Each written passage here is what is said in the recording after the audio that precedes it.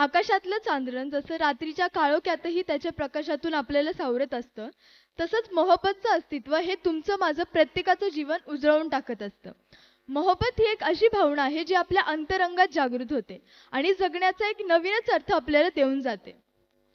या मोहब्बतीमध्ये ना कोणी भाषा असती, ना कुठलं बंधन असतं. तिथे असतं ते फक्त आणि फक्त जीवन स्वातंत्र्य.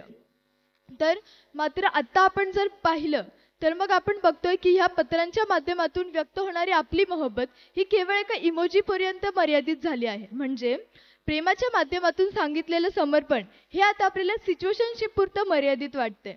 प्रेमासाठी प्रेमाच्या माध्यमातून आपण जर पाहिलं तर प्रेमाची जी व्यापकता आहे ती व्यापकता आता आपली संकुचित बनत चालली आहे आणि हीच संकुचितता जी आहे ती आता दुश्मनांची सर्वात मोठी मोहब्बतची सर्वात मोठी दुश्मन बनते आणि हीच दुश्मनाच्या माध्यमातून उद्ध्वस्त झालेली मोहब्बत तुमच्या समोर मांडण्यासाठी उभी आहे.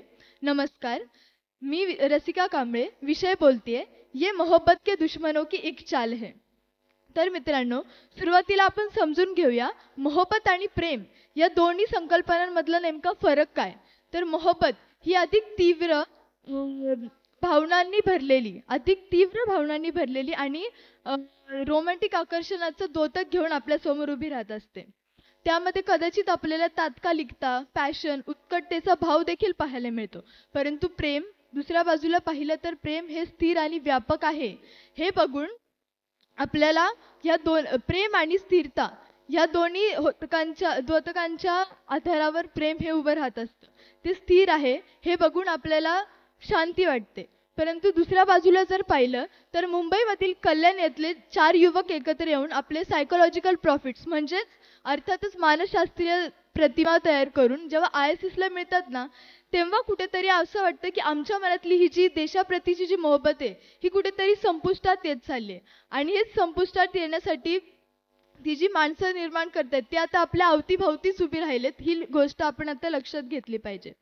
तर मित्रांनो, ये मोहब्बत के दुश्मनों की एक चाल है असं आपण म्हणतोय, पण मग नेमकी ही चाल कुठपर्यंत आणि या चालीपुढे काय याचा विचार करणं मला या विषयाच्या अनुषंगाने महत्त्वाचं वाटतं. म्हणजे कवी माधव महानोर फार छान लिहायला त्यांच्या गांधारी कादंबरीमध्ये लिहायला लागतात. रॉबर्ट आणि जेनिया यांच्या मोहब्बतीवर सांगतात, हवी किलबिल पानांची उन्हाळ संत सावरल्या, तिने सजनास बिलगावं तशा बिलगुनी पावरल्या. म्हणजेच अर्थातच आपल्या प्रियसीची तुलना निसर्गाबरोबर करून त्यातला भेद दुरावा नाहीसा करून त्याला अधिकाधिक कसं भरवता येईल यावर त्यांनी लक्ष केंद्रित केले आहे.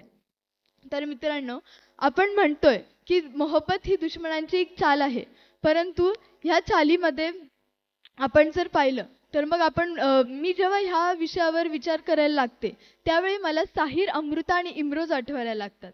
म्हणजे साहिर बनून अमृतावर प्रेम करता करता इम्रोजला विसरू जाऊ नका. अमनदीप सिंह फार छान लिहायला लागतात की साहिर तुम्हारा जुनून है मगर इम्रोज तुम्हारा सुकून है. म्हणजेच अमृता प्रीतम यांच्यातील मोहब्बत ही आपल्याला नेहमीच साहिरच्या कवितांमधून आणि इम्रोजच्या चित्रांमधून झळकत राहील.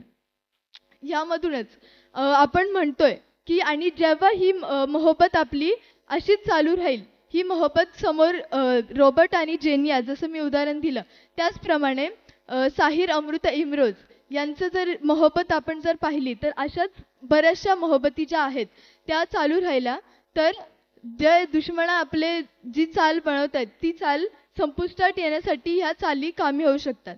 शेवटी सुफी संत परंपरेने सांगितल्याप्रमाणे मोहब्बतच्या 7 पिढ्या असतात आणि जी ही व्यक्ती या 7ही पायऱ्या पार करून पुढे जाईल ना, ती मोहब्बत ही खऱ्या अर्थाने दुश्मनांची चाल परतवून लावताना दिसेल.